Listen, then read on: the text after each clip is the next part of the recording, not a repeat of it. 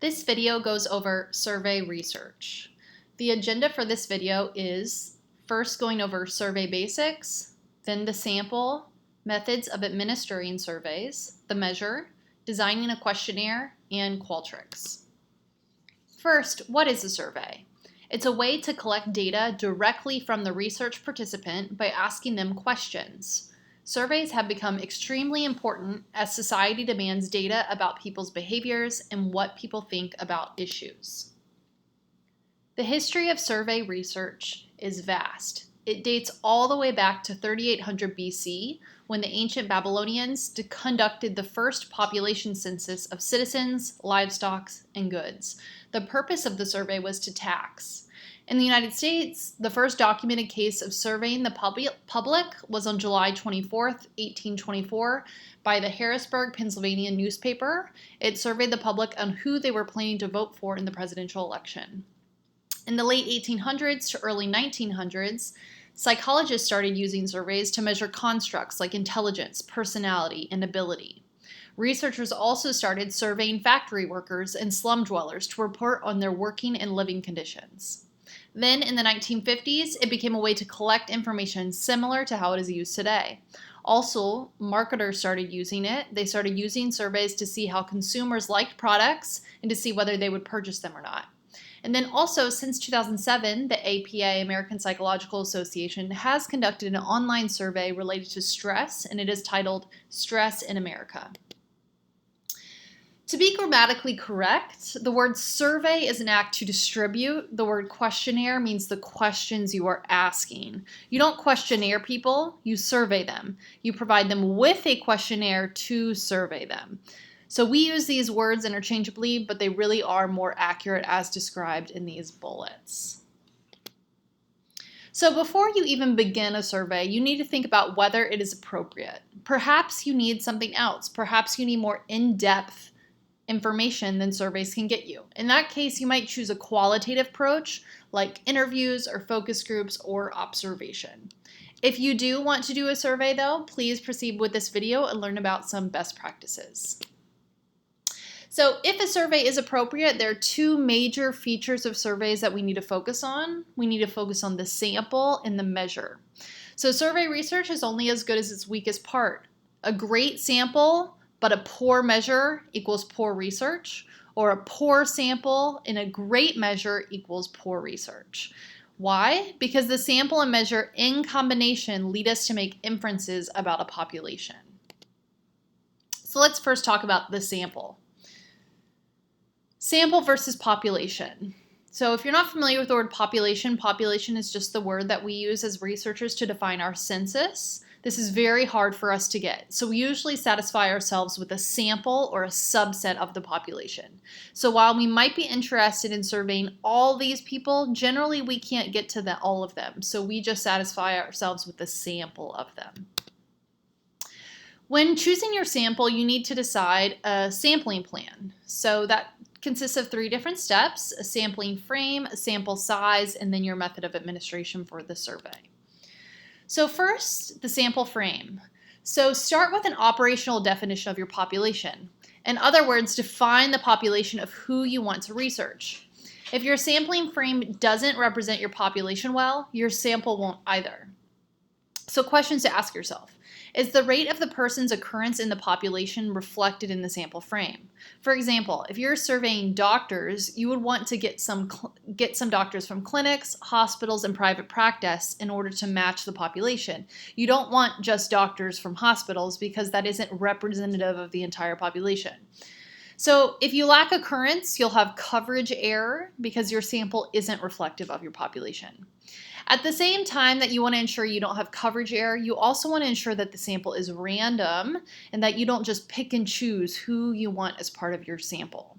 So there are different ways to be able to choose your sample in a random way, and I'm going to go over those now.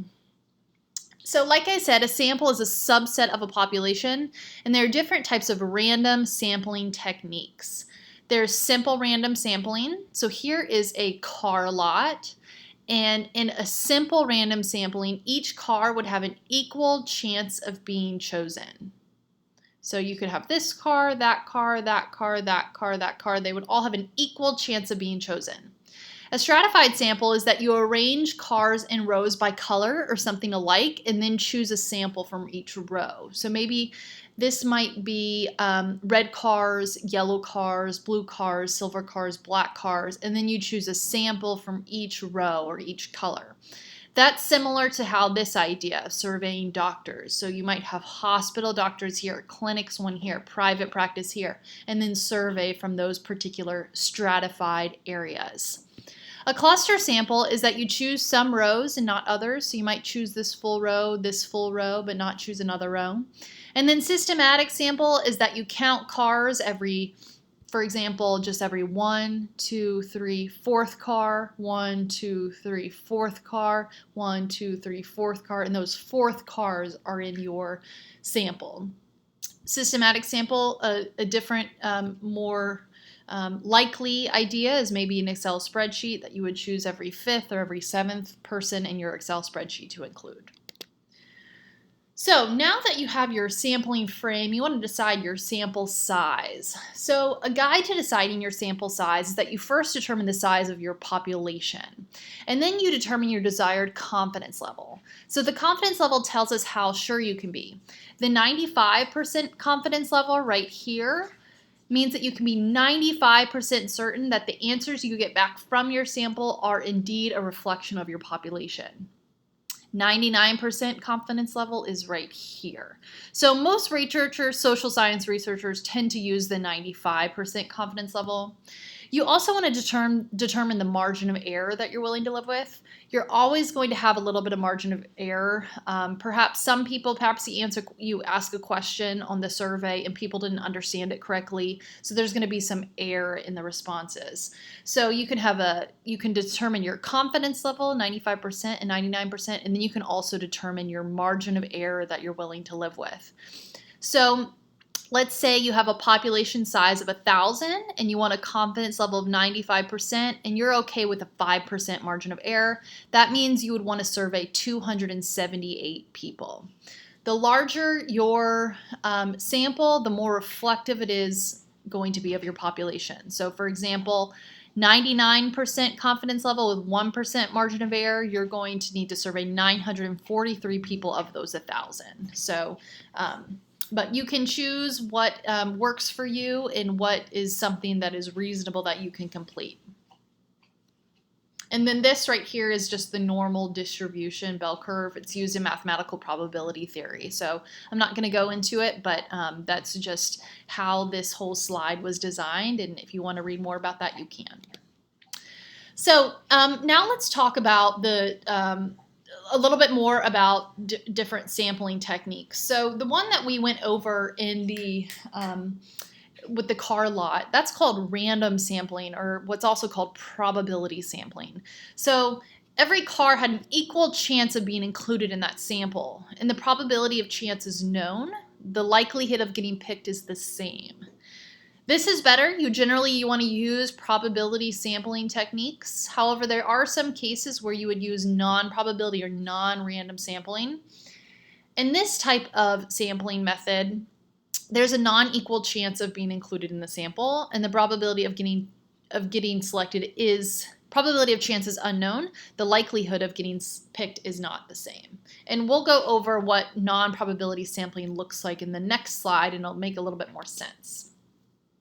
So there are 5 different types of non-probability sampling. So we already went over the probability sampling. Now we're going over non-probability sampling. So there's a convenient sample, and this just means ease of access. So an example would be maybe you're standing there as a surveyor in front of a building, and you're choosing those who come to the entrance, and you're asking, hey, can you do a survey for a second? You get that a lot of times when you walk out of Walmart or Target or something like that. That's called convenient sampling. Purposeful sampling is when the researcher decides who they want to be part of the study for a specific reason. This is an issue because it enters a lot of bias. So you're not getting random people to participate in your survey. Instead, you're choosing who wants to be part of that, and so that therefore leads to bias.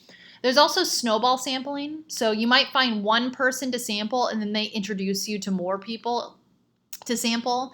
This is really good for hard to reach populations. Like, for example, if you're interested in surveying the homeless or drug addicts or prostitutes, there's generally not a list that you can pull from the internet or you can get from somewhere. So a lot of times it's nice to be able to meet someone, and then they can introduce you to other people to be part of your study or part of your survey.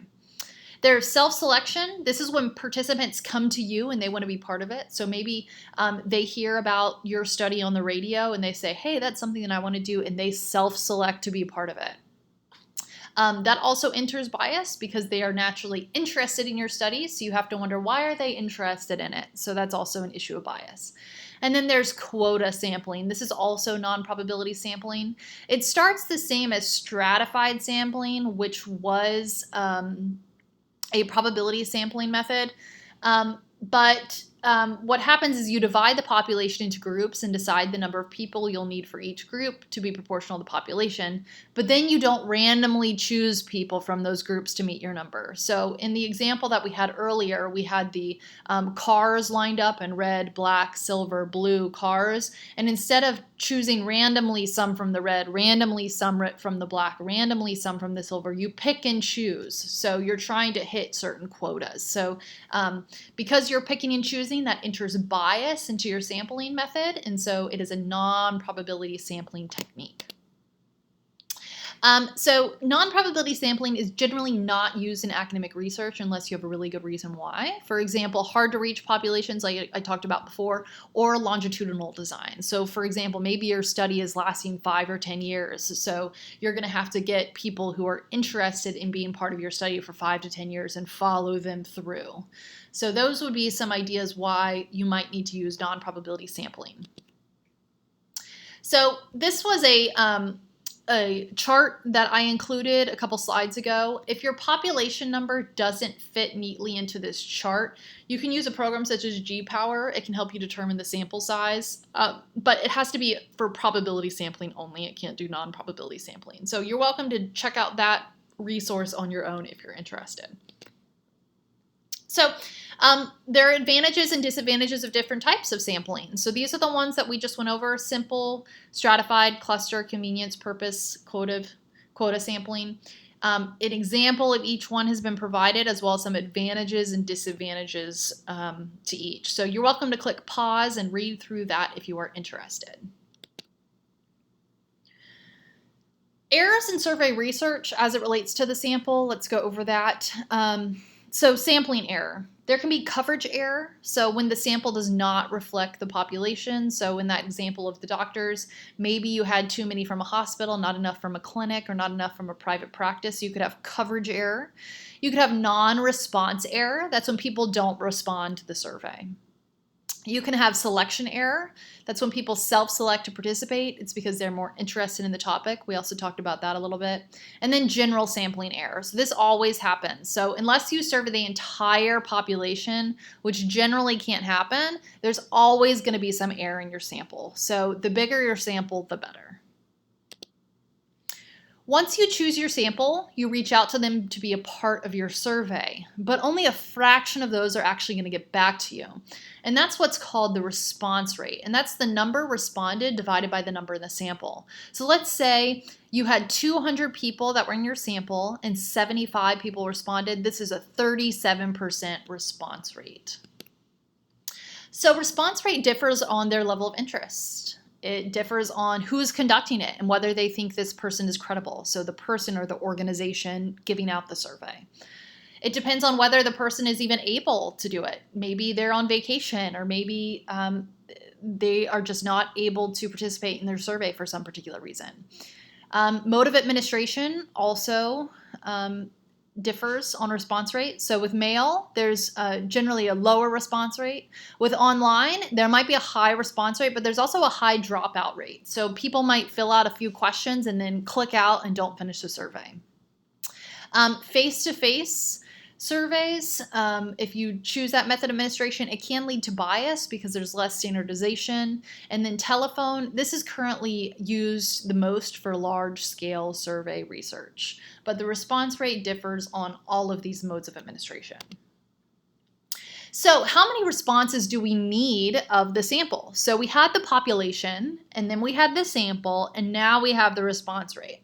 So let's say your sample size was 200 for stringent conditions, meaning you get a lot of responses back. You might want 155 people to respond. That would be a 77% response rate.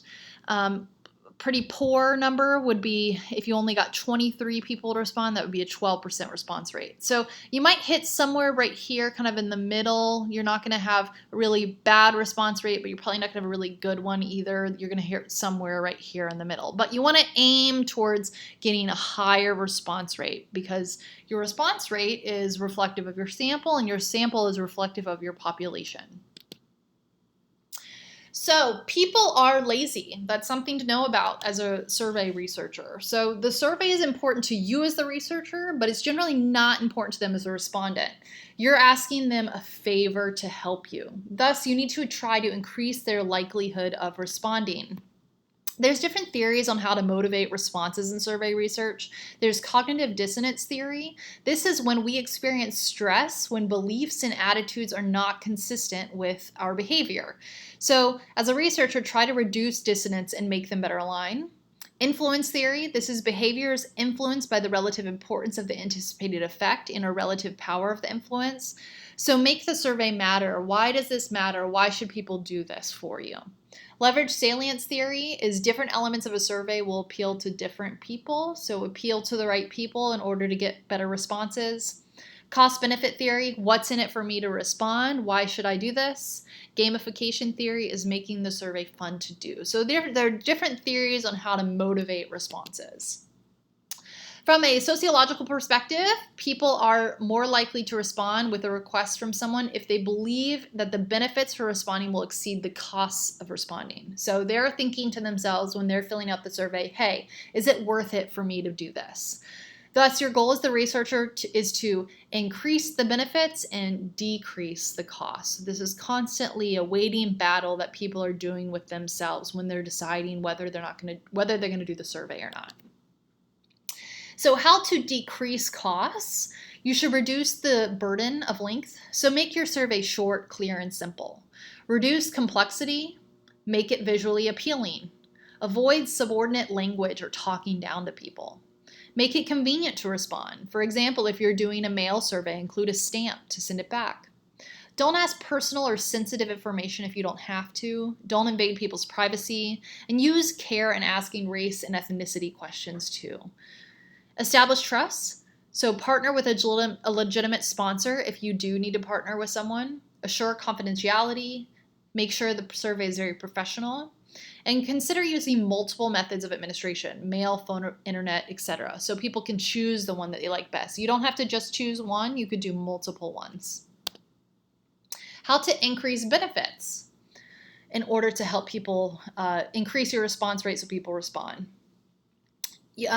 In the survey, you can specify how the survey will be used. Again, the researcher cares about it. The respondent generally doesn't, so show them why it matters. Ask for help. People like the idea of helping people, or giving advice to other people. So, hey, I really need your help to complete the survey. Do you mind helping me? Ask interesting questions. Utilize sponsorship. Stress that opportunities are limited to respond. Convey that others have responded. Why haven't you responded yet? Use cash or material incentives to encourage their response. This doesn't require their response, but it encourages it. FYI, if you're going to do this, do it before, not after. Research shows it's not as effective after the fact. So if you mail off a survey and you include a dollar bill with it, that's more effective than saying, hey, I'll mail you $1 after you complete this survey. Explain how results will be used for the better, and then follow up with people. So if you have to ask them multiple times, feel free to ask them multiple times. Non-response bias. So when you get a lower response rate, it's generally not random. So generally there's some sort of method about why people aren't responding, and this is called non-response bias. So non-response bias is bias in itself because your sample size is smaller. So a smaller sample, the less representative of your population. So we went from, if you think of kind of a pyramid right here, we went from having a population and we went from the sample and then the response rate. So when you have less responses, it's less representative of your population as a whole. Non-response is often not random. In other words, non-respondents may be systematically different from respondents. So think of news organizations. Who responds to Fox News polls? Mostly Republicans. Who doesn't? Mostly Democrats.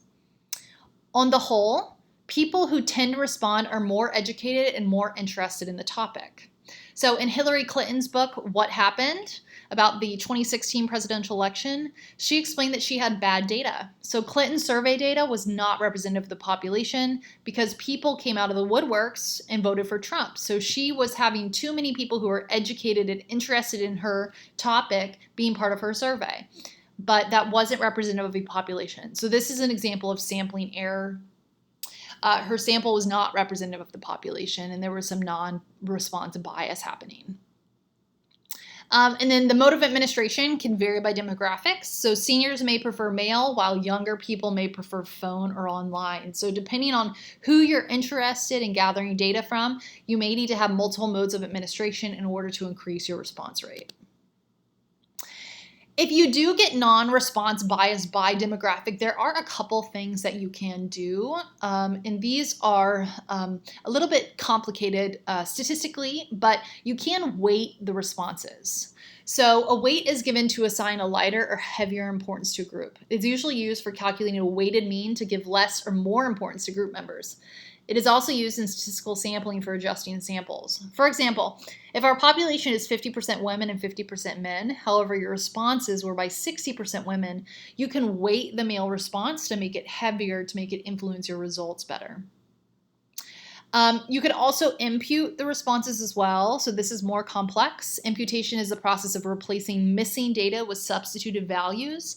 So if someone doesn't answer all the questions, for example, maybe they answer 5 questions out of 10 and they dropped out. Basically, a statistical model is run to look at the data of who answered, identify the most fitting items based on their responses, and by looking at other people who were similar to them and their responses. It develops an equation and uses that formula to assign a value to the missing item. That way you could think, okay, if Johnny or whoever this person was would have filled out the last 5 questions of this 10-item survey, this is what statistically it looks like Johnny would have filled out. Imputation preserves all responses by replacing missing data with an estimated value based on other available information. And then once all the missing values have been imputed, the data set can then be analyzed using standard techniques for complete data set. Okay, let's talk about methods of administrating surveys. So we've talked about them a little bit, but let's go into them in more detail and talk about particular tips. So there's 5 different ways: mail, phone, in-person, internet, or a combination. Using mixed mode is best in order to increase your response rate. So some tips if you're going to do mail. Think about the appearance of the envelope. You don't want it to look like junk mail. Think about timing. You want to avoid holidays. Decide what you're going to do with undeliverable mail. What number do people call if they have questions? Did you include a phone number? Decide what you'll do if you notice a problem after the questionnaire has already been printed and mailed out. Decide the process for data entry once results come in. Once you get a bunch of these surveys back, you're going to have a lot of data entry to do. So already have that ready, that process. Results tend to come in and then taper off. So you generally have to follow up with people in the mail again. So decide how you're going to do that.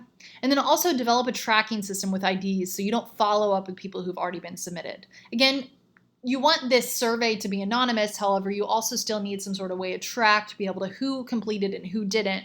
That way, you don't follow up with people again and again who've already completed the survey. Phone tips. So if you're going to do a survey over the phone, you should eliminate complex questions. Only talk to one person. Sometimes a child will answer the phone if you're calling a household, so be sure to get to an adult. Consider the length. Some people still pay for minutes on their phone. Have moderator instructions. So the person who's actually asking the questions, be sure that their instructions are well thought out and well written. The moderator should provide a short, persuasive introduction. They should read exactly as written.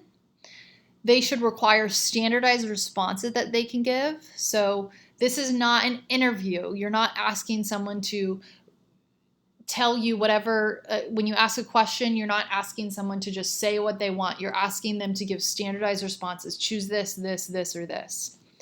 Record answers accurately and thoroughly.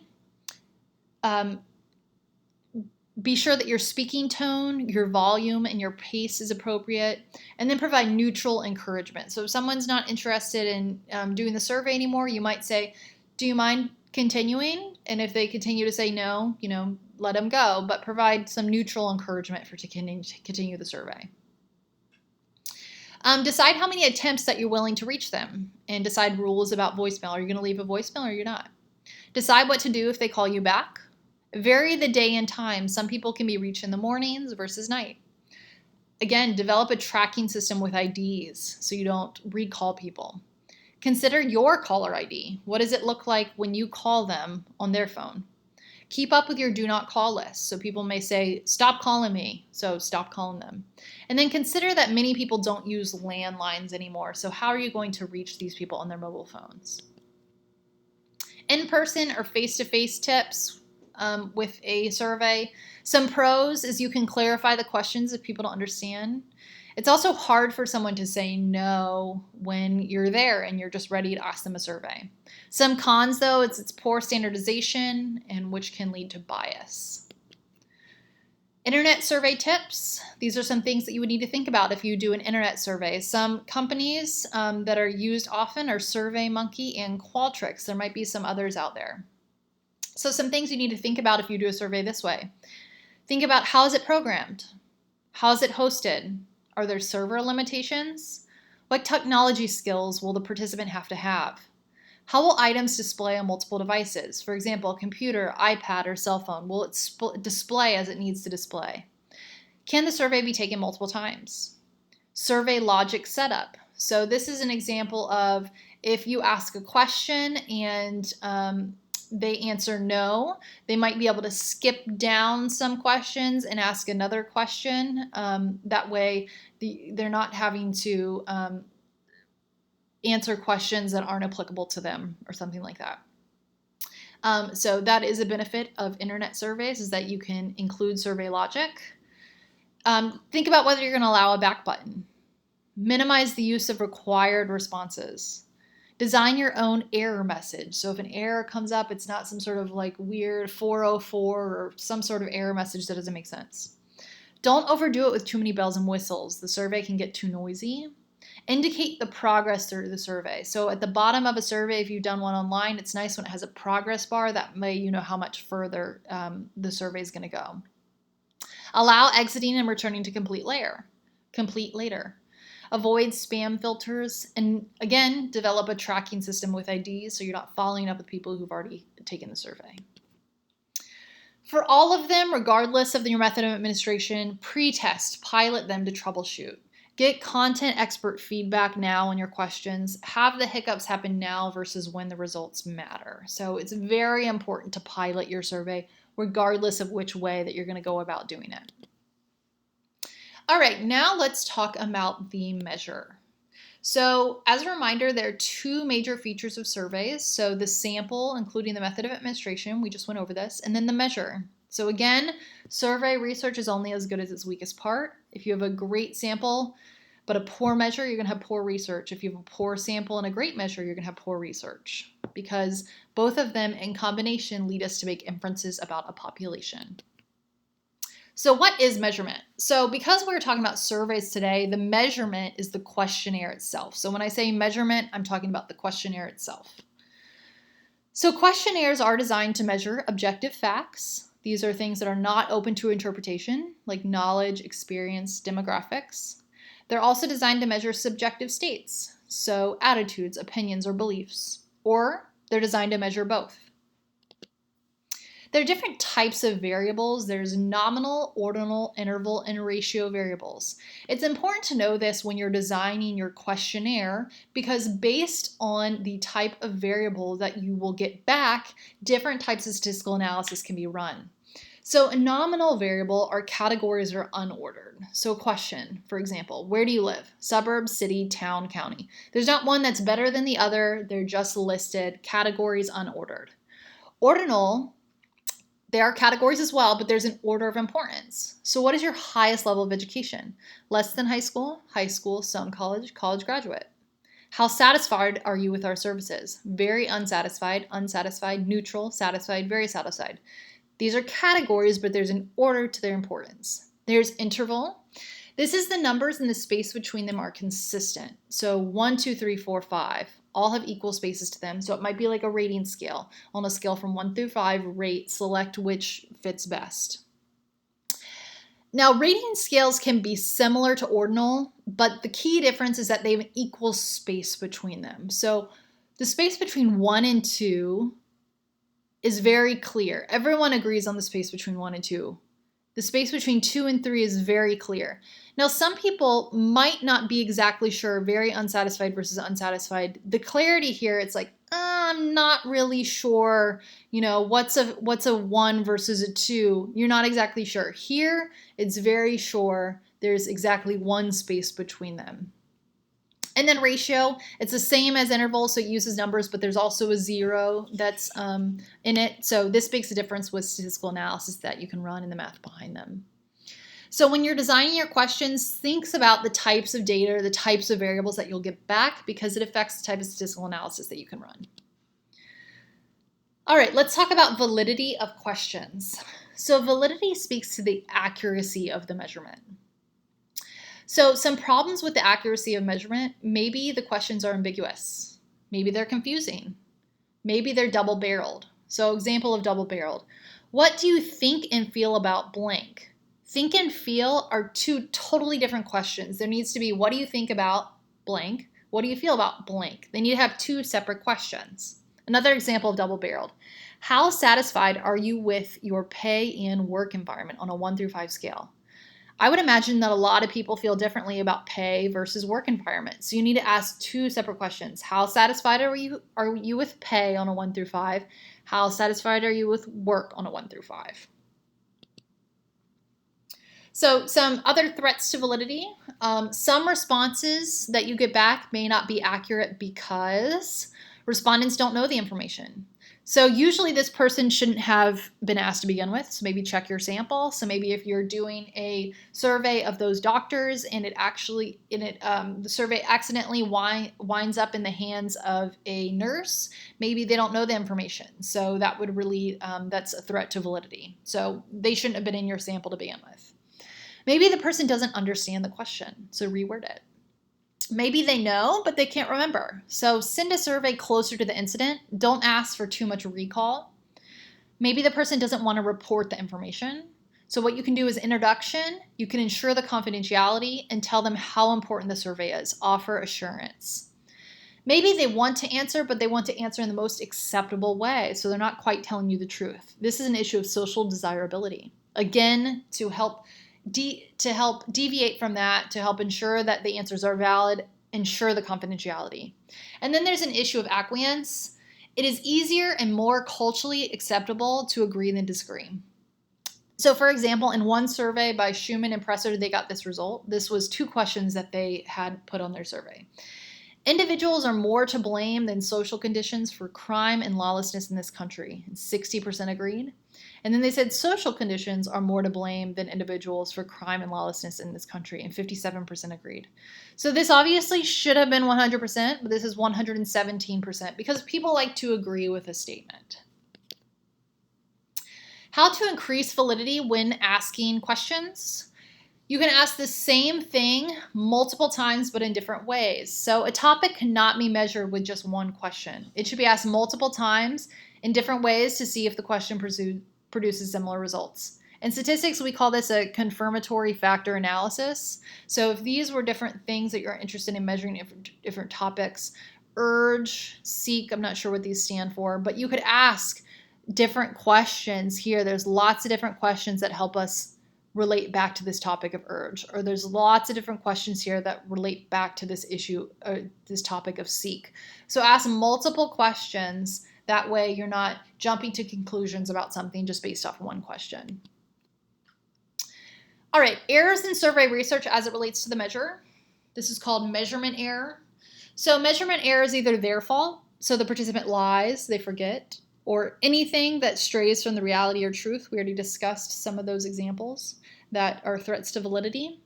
Or it's your fault. So maybe the design for the questionnaire was too long, it was too confusing, it wasn't designed well. So the idea and what you want to do is decrease measurement error.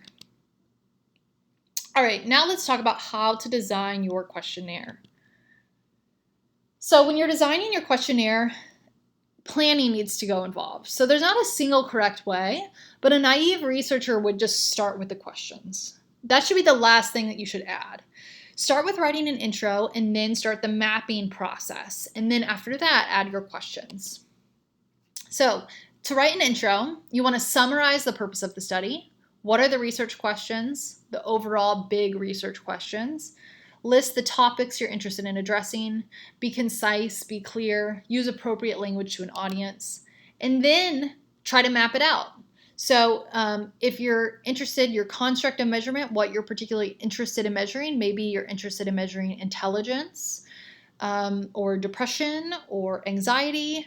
You might ask some demographic questions first, and then what you would do is you would organize your construct into smaller subtopics, topic A, topic B, topic C, and then assign different questions to each of these topics. This is an item number, and then here you could write out your question. You could write out your possible answers. And then for these last two columns, I went over this. This would kind of be going above and beyond, but it might be helpful to you. You could write the type of variable that you're going to get back, whether that's nominal, ordinal, interval, or ratio. You could also think about the possible statistical analysis that you'd be able to do based off this type of variable and these type of questions. This, again, would probably be going a little bit above and beyond, but it is important to be mindful of these things.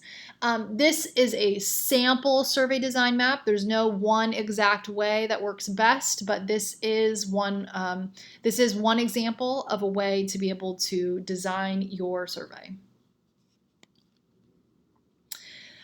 So before you send out your survey, and during this sampling map process, get input from other people. So do research before you research. Perhaps do a focus group with people from your population of interest. Get ideas for topics, questions to measure the construct of interest. Don't just build the survey, build the questions by yourself. Talk to other people.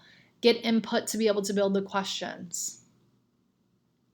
And when you're designing your questions or your items, these are used interchangeably. Questions and items, those terms are used interchangeably. Some things to pay attention to. Your language, pay attention to that. Also consider the order. So more specific and important questions, have those first while you have the person's attention. So people might drop out of your survey. Get those questions that you really want to get out of the way. Focus one topic at a time so they get their head in the right place. So don't jump around from topic A to topic B to topic C. Stay with topic A, ask all the questions you want. Stay with topic B, ask all the questions you want, etc. That's the importance of building that map beforehand. Think about your item sequencing or your question sequencing. This might be a good idea right here. So you might have an introduction, then you'd ask your demographic questions, then you'd ask your screening items to make sure people taking it are the people who you want taking it. So let's go back to this doctor example. You could ask a question, say, are you a doctor in Texas? And if they said no, it could have knocked them out of the survey, so they never take it. So that way, that person hasn't entered bias or entered error into your survey by taking it. Someone who you didn't want to take it accidentally took it. So screening items can help ensure that doesn't happen. Next, some warm-up items. So while you need to ask your important questions first, don't dive in too heavily. Let them warm up a little bit. Ask them some smaller questions before you get to kind of the meat of what you're interested in. Again, block questions into topics. And then also ask the same scaled items together so you're not moving from a question like on a 1 through 5 scale, and then you're changing to your next question, say yes or no, and going back and forth. If you have questions about that you want people to rate on a 1 through 5 scale, keep those questions together so people aren't having to kind of change their focus and change kind of their attention about, what are you specifically asking? And of course, pre-test it, pilot it out. There are different types of items on a questionnaire. The item could be a question, statement, or even a single word. So there's closed questions. This is when there's select answers to choose from. So an example would be, which of the following electronic devices do you own? Then you'd list them in answers as multiple choice. So they could select, I have a TV, I have a computer, I have an iPad. Those would be a closed-ended question. Or another closed-ended question would be, how do you like blank on a 1 through 5 scale? They'd have to select 1, 2, 3, or 4, or 5. An open-ended question is when participants can write in a response in their own words. FYI, it is harder to run statistical analysis this way, so it is better to choose a closed question if you can. If you have to have an open-ended question, maybe choose it as your last question. Say something like, is there anything else you want to say? Then the participant could say more information. But the point of surveys is to be able to get quantitative data back that way you can use for statistical analysis. So way back at the very first part of this video, I asked, is the survey even something you want to do? So if you wanted to do an interview or if you want to do a focus group or an observation, that would have been more kind of open-ended questions. You can ask open-ended questions on a survey, but you just want to keep them to a minimum. Example of open-ended question would be, what electronic devices do you currently own? And then there would be an answer box and they could type them out. Again, not ideal. And then partially both, partially closed, partially open. This is select the electronic devices you own. It might be computer, iPad, phone, and then other, and people could type in what additional electronic device they own. So some advantages to closed questions is that the survey is quicker to fill out. It's less subjective. It helps you avoid extreme outliers, and it's a closer measure.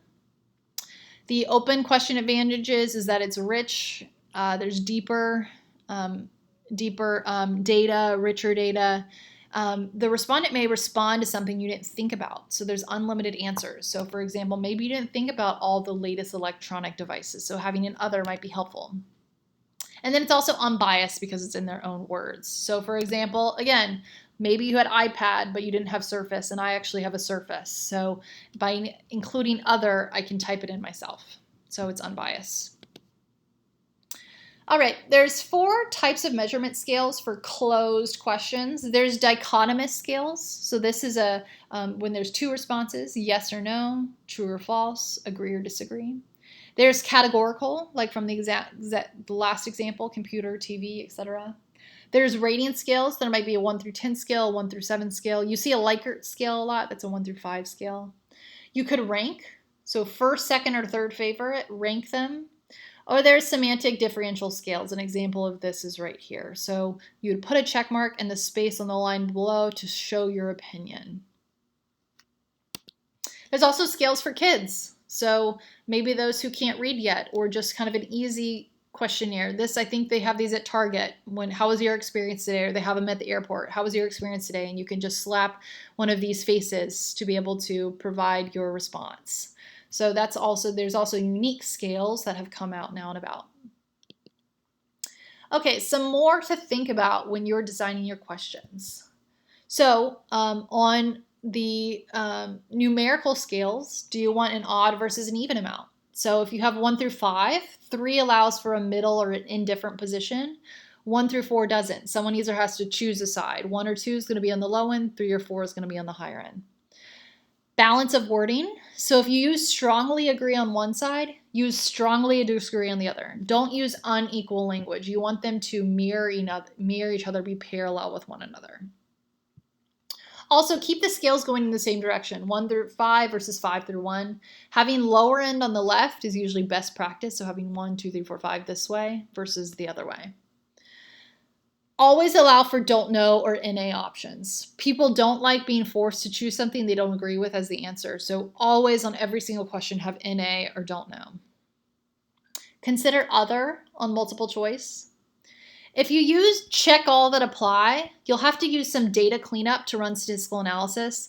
Thus, you might consider adding them as different items. So cleanup just means getting the data ready for use in a statistical software like SPSS or something like that. There's no type that's best. It just depends on what you're looking for. So just don't make it confusing or else people are going to drop out of the survey. So let's talk about some desirable characteristics of questions and some undesirable ones. So some desirable questionnaire would be focused on what you want. It would be succinct and grammatically simple. There would be clear vocabulary, which would be unmistakable to everyone. The response scales would be uniform and close by one another. So again, you're not going to bounce around 1 through 5 and then a true, false, and then 1 through 5 again. The order of questions makes sense. The intersperse positive and negative wording. So you don't want someone to just select 5s all the way down. Include different wording to make sure someone is paying attention. You'll have to clean this up before running statistical analysis though. So for example, you could write a question, I like baseball, and then have agree to disagree. And then you could have another question, I hate baseball, and then agree to disagree. Watch for careless responses. So you could add a question asking, is February 20th your birthday? You could randomly put that in your survey. What are the odds that someone is actually going to have that birthday as February 20th? But if they click yes, hey, maybe they weren't paying attention to your survey and you want to throw out their results. You could put the same question in there twice, but in different locations to ensure the same answer, to ensure that someone's paying attention. You could also require completion time and kick people out if they're sitting for too long. Or if they do it too fast, you could record that too. They weren't, obviously, if they went through your survey in 3 minutes, they weren't paying attention, they weren't reading. Some undesirable characteristics of questions are inadequate, ambiguous, poorly defined wording, or some specialized wording. Maybe people don't understand that particular wording, or maybe you're having too many abbreviations. Avoid why questions. Avoid asking them to list. Over-demanding recall. So don't ask people to remember something that they can't recall. Asking for too many details. Expecting respondents to guess. Double-barreled questions, we already went over that. Double negatives. This is an example. Question, it is not unnecessary to tell the truth all the time. Your answer would be yes or no. What does that mean? I can't follow that question. So don't include double negatives. And then loaded questions. This is where you suggest an answer. So an example would be, a way not to write it would be, have you struggled to sleep at night with the idea that one of those executed people might have been innocent?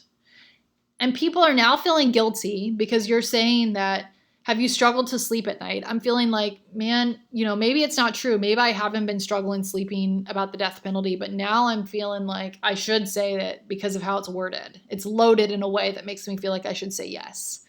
A better way to write it would be, in your opinion, is the death penalty appropriate for people who have been convicted of murder? This allows you to actually get at what the person really thinks. So this is a better way to be able to get a valid or accurate response. So don't ask loaded questions. So these are some questions, and they all have some problems in all of them. So can you find the issue? So if you want to click pause and see if you can find the issue, the next slide is going to show the answers. So go ahead and click pause now. Alrighty, and here are the answers to double check yourself, and you're welcome to click pause and work through them and look at them in more detail. Okay, lastly, let's go over Qualtrics. So as we spoke about, the internet is one way that is growing in terms of using survey research. So one company that is utilized for survey research is Qualtrics. So let's learn a little bit about Qualtrics. So first, here's some instructions. So first, browse to my.untdallas.edu and then log in.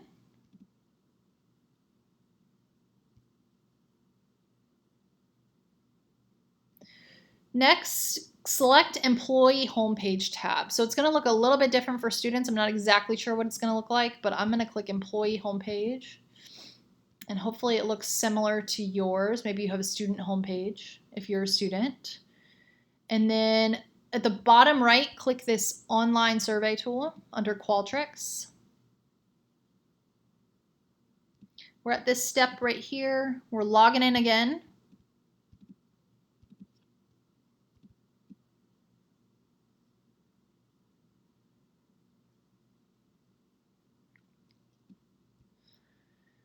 Okay, so click Create Project. So the first time you log in, if you've never built a survey before, your area right here is going to look a little bit different, but find a way to click Create Project, click Blank Survey Project, title it as in Research Class Survey, or whatever you're interested in surveying on. Maybe you're interested, maybe it's an IQ survey.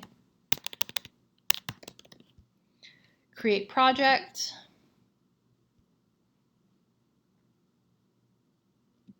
Okay, we're at this step right here. So now we're choosing the question type and we're playing around. So here's the different questions. So you could say, here you could type in a question. Are you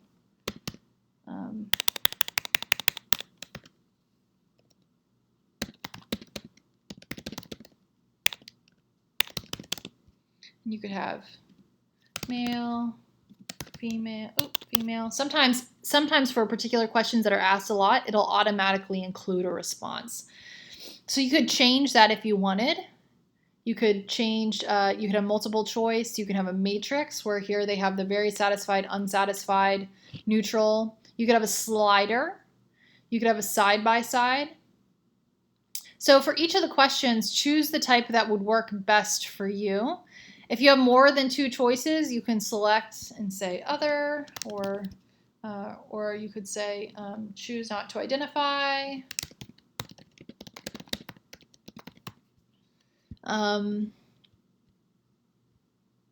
You can force responses, you can add page breaks, you can add that skip logic. So for example, if you were only interested in surveying males, but someone selected females, it could skip to somewhere else,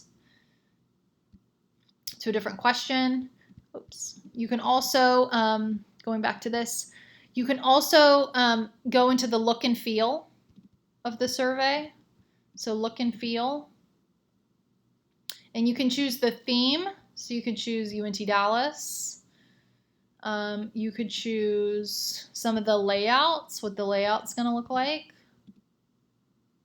You could choose whether there's a progress bar. So you could have a header if you wanted, or a footer. You have lots of different things in here. So let's just click Save for now. And then once you like the questions that you created, you can click Preview. And you could see what it would look like on a computer or on a phone. And then when you're ready, you can click Publish. And once you hit Publish, a pop-up window is going to happen. Let's just go ahead and do it.